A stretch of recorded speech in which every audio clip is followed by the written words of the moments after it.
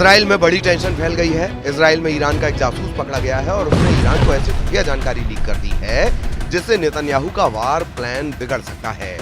हैरानी वाली बात यह है कि जासूस एक इजरायली नागरिक है, लेकिन इस खबर के साथ दो और चौंकाने वाली बड़ी बातें हैं जिसने नेतन्याहू की मुश्किलें बढ़ा दी हैं। ईरान के मिसाइल हमलों के बाद इजराइल को जुलाई के अंत में 3 बड़े झटके लगे हैं। खबरें ऐसी जिन्हें देखकर नेतन्याहू के पैरों तले जमीन खिसक जाएगी, उनके कमांडर्स के भी रोंगटे खड़े हो जाएंगे। इजराइल में हुआ है एक ऐसा जासूसी कांड जिसने नेतन्याहू और उनके पूरे वॉर कैबिनेट को हिलाकर रख दिया है।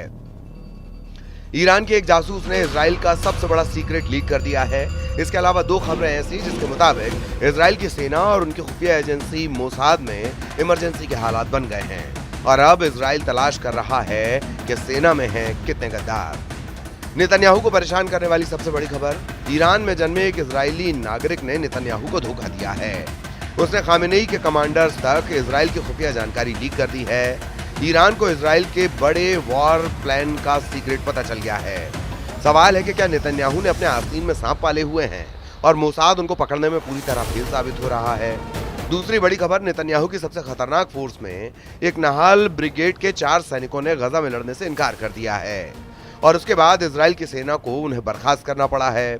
तीसरी बड़ी खबर, गजा के खान यूनुस में इजराइल की सेना पर फिर हमला हुआ है। हमास के एंटी टैंक दस्ते ने एक बख्तरबंद गाड़ी को उड़ा डाला। इस हमले में गोलानी ब्रिगेड के एक अफसर और एक सैनिक की मौत हुई है। खान यूनुस में क्या हुआ, इसका एक वीडियो हमास ने जारी किया है। इस वीडियो में देखिए, हमास के एंटी टैंक दस्ते का एक लड़ाका अचानक सुरंग से बाहर निकलता है। उसके हाथ में विस्फोटक है। फिर वो इजराइल की बख्तरबंद गाड़ियों की तरफ बढ़ता है। ये इजराइल की नेमर बख्तरबंद गाड़ी है।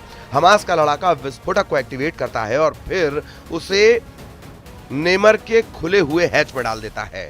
जब तक वो पीछे पलटकर भागता है तभी एक धमाका होता है। इस हमले में इजराइल की गोलानी ब्रिगेड के एक अफसर और एक सैनिक की मौत हो गई है, जबकि एक सैनिक बुरी तरह जख्मी हुआ है। खान यूनुस का इलाका अब हमास का हंटिंग ग्राउंड बन चुका है और यहाँ इजराइल की फौज जूझती हुई नजर आ रही है।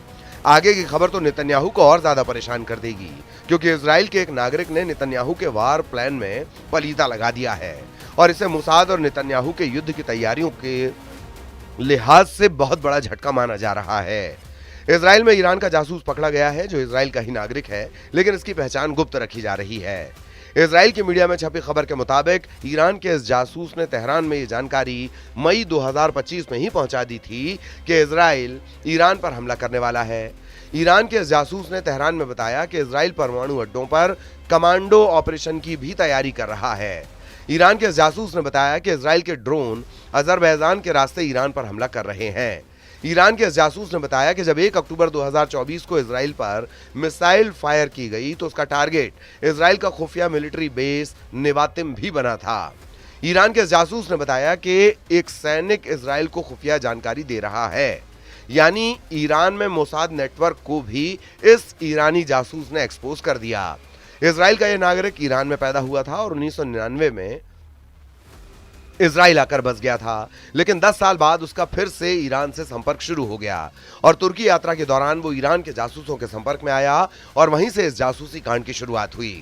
इजराइल में ईरान के जासूसी की तादाद एकदम से बढ़ी है और इजराइल की खुफिया एजेंसियों ने पिछले 1 साल के दौरान 24 से ज्यादा ऐसे जासूसों को पकड़ा है जो ईरान के लिए काम कर रहे थे। यही वजह है कि ईरान ने अब तक उनको इजराइल पर जवाबी अटैक किया तो उसकी मिसाइलों ने बहुत सटीक तरीके से राजधानी तेल अवीव और हाइफा जैसे अहम शहरों को निशाना बनाया और बड़ी तबाही को अंजाम दिया। हालांकि ईरान और इजराइल के बीच 12 दिन तक चले युद्ध में जब पहला हमला हुआ था तब इजराइल ने ईरान के कई बड़े सैन्य कमांडर और वैज्ञानिकों को मार डाला था। उसके बाद ईरान ने पलटवार किया। इजराइल के कई शहर उसकी मिसाइलों से दहल गए। यानी ईरान को नेतन्याहू के वॉर प्लान के बारे में मालूम था। ईरान को पता था इजराइल हमला करेगा और इसी हिसाब से ईरान इजराइल पर हमले के लिए तैयार रहा। शुरुआती झटके खाने के बावजूद ईरान के पलटवार ने व्हाइट हाउस को भी हैरान कर दिया और 12 दिन के अंदर ही डोनाल्ड ट्रंप को सीज फायर करवाना पड़ा। अब नेतन्याहू के कमांडरों को शक है कि इजराइल में सैकड़ों ऐसे जासूस हो सकते हैं जो ईरान की खुफिया एजेंसियों के लिए काम कर रहे हैं और इजराइल के सीक्रेट ठिकानों की जानकारी लगातार तेहरान पहुंचाई जा रही है।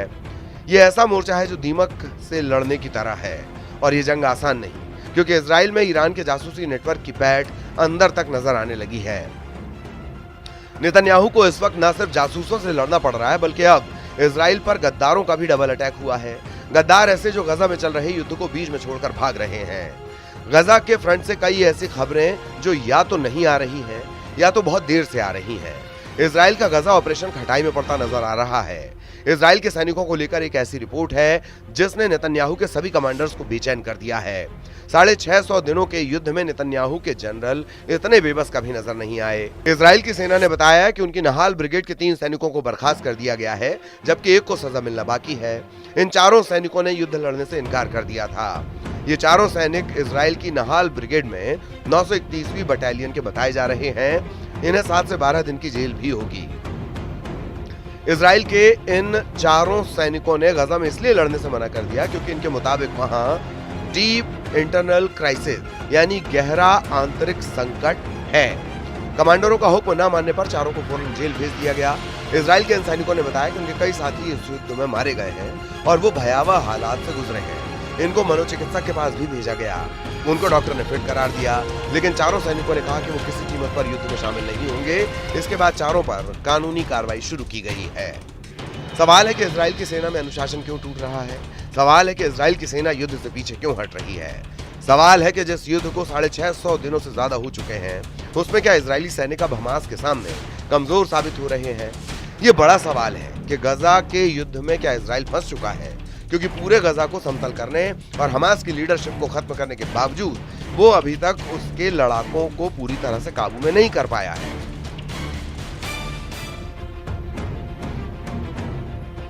यही वजह है कि इजराइल की रिजर्व फोर्स के सैनिक भी गजा में तैनाती से बच रहे हैं।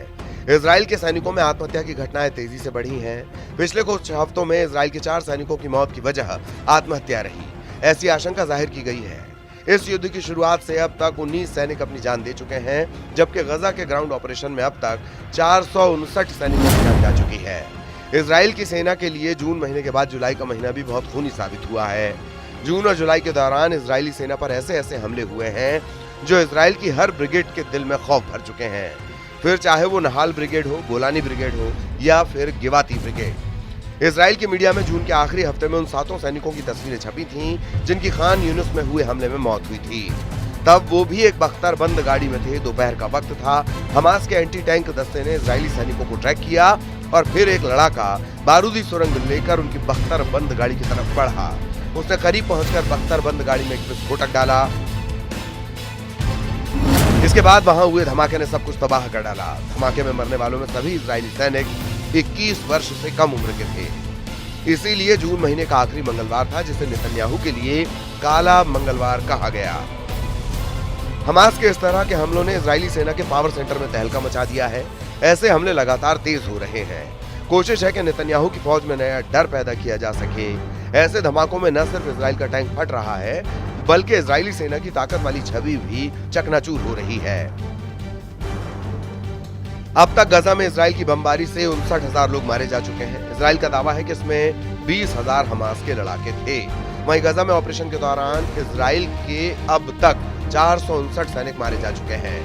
गजा में इजराइल की सेना पर हमले तेज हो रहे हैं। गजा में इजराइल की सबसे खतरनाक मशीन यानी उसके टैंक और बख्तरबंद गाड़ी आसान टारगेट बन रहे हैं, क्योंकि हमास के एंटी टैंक दस्ते अब भी गजा में कई जगह एक्टिव हैं। लगातार हमलों के बीच नेतन्याहू भी बहुत ज्यादा प्रेशर में है, क्योंकि बहुत से बंधक अब भी हमास के कब्जे में हैं। पूरे गजा में ग्राउंड ऑपरेशन चलाने के बावजूद उनको छुड़ाना आसान साबित नहीं हो रहा। इसलिए साफ नजर आ रहा है कि अब नेतन्याहू किसी तरह की डील में ट्रंप की भूमिका चाहते हैं, जो उन्हें गजा जैसे बैटल फ्रंट से बिना किसी दाग के साथ बाहर निकाल सके। लेकिन डोनाल्ड ट्रंप ने गजा को लेकर नेतन्याहू को खरी खरी सुना दी है। ट्रंप का मैसेज साफ है कि गजा में भूख वाले संकट को रोका जाए। इजराइल और हमास के बीच 650 दिन का युद्ध हो चुका है और लगातार जारी है। इस दौरान गजा में मौत नाच रही है। खंडहर और कंक्रीट की तहस नहस हो चुकी बस्ती में कब, कहां और कितना बड़ा बम गिरेगा, ये सिर्फ नेतन्याहू जानते हैं। सैकड़ों किलो का बम गिरता है और फिर होता है हाहाकार। 22 महीनों का युद्ध और अब तक 59,000 लोगों की मौत। गजा में मौत का मीटर चलता जा रहा है इजराइल का ग्राउंड ऑपरेशन। 59,000 लोगों की मौत के साथ सवाल है कि इस युद्ध को जीत कौन रहा है। गजा में हालात बहुत ज्यादा खराब हैं। वहां लाखों लोगों के सामने भूख का संकट है। खाना मिलना मुश्किल हो रहा है और इजराइल की बमबारी के साथ साथ यहाँ पर भूखमरी से मरने का खौफ बढ़ता जा रहा है। बमबारी आज भी जारी है, युद्ध के शोले अब तक भड़क रहे हैं। गजा की सड़कें और मोहल्ले अब मलबे का मैदान बन चुकी हैं। गजा का मोर्चा एक्टिव है। गजा में इजराइल और हमास का युद्ध और हजारों लोगों की मौत पर कुछ दिन तक ईरान इजराइल के युद्ध ने पर्दा डाल दिया था, लेकिन अब इस फ्रंट की तस्वीरों ने फिर से दुनिया में हाहाकार मचाना शुरू कर दिया है। नेतन्याहू ने डोनाल्ड ट्रंप की तरफ से लागू किए गए सीजफायर के बाद ईरान युद्ध पर भले ही ब्रेक लगा दिया हो, लेकिन जंग अब भी उसके सिर के चारों तरफ घूम रही है। हमास के कब्जे में 23 बंधकों को लेकर नेतन्याहू अब भी दबाव में है। वो जानते हैं कि अगर उनका युद्ध तेज हुआ तो बाकी बचे बंधकों को बचाना मुश्किल हो जाएगा। नेतन्याहू का ईरान के साथ सीजफायर जारी है, लेकिन ईरान और इजराइल के बीच युद्ध विराम कब तक रहेगा, इसका खतरा बना हुआ है। लेकिन युद्ध का खौफ अब उस लेवल पर पहुंच चुका है जहां से नेतन्याहू या डोनाल्ड ट्रंप दोनों उसे कंट्रोल नहीं कर पाएंगे।